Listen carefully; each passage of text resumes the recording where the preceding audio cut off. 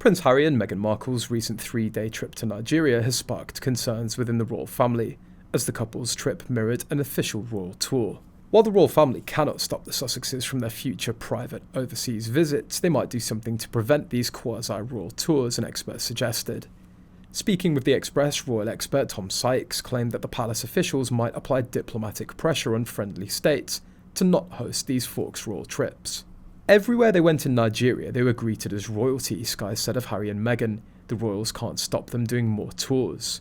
But the government might seek to apply serious diplomatic pressure on friendly states not to host these quasi-royal tours, the expert added. The truth is, there's little that can be done to forcibly stop them. Although there's talk about Ghana, it's tough to accept that they can't technically be barred from visiting. If the government or parliament acts, it would likely be verbal, advising host countries to avoid giving them a royal reception. Considering the reception they might receive in places like Ghana, we need to acknowledge the corruption at the highest levels in some African countries, similar to the perceived corruption of these two.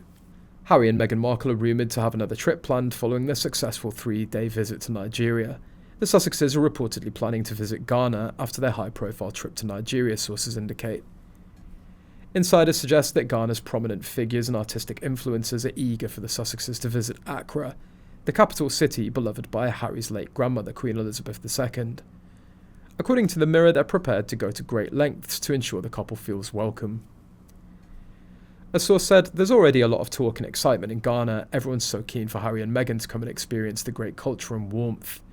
Several top names have already visited Ghana in recent years, from Ed Sheeran, Naomi Campbell and One Direction's Liam Payne. Idris Elba, who DJ'd at Harry and Meghan's wedding, is a regular too. He's part Ghanaian and loves spending time back home. The source continued, "Harry certainly won't be short of people to show him around, and they'll certainly roll out the red carpet for him, drafting in some of the finest Afrobeat performers to welcome him and his family. So, perhaps it's only a matter of time before Harry and Meghan come out and sample the famous jollof rice."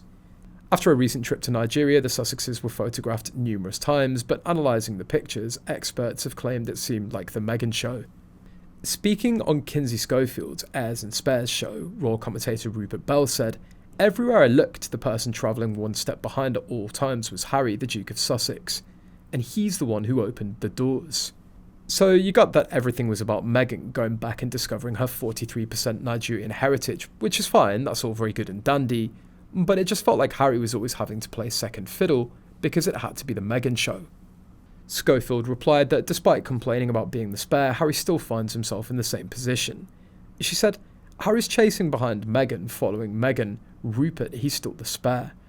Complains about it in the entire book, but remains in that position instead of embracing the fact that he's left the family and now he could be the leader. He could be in charge."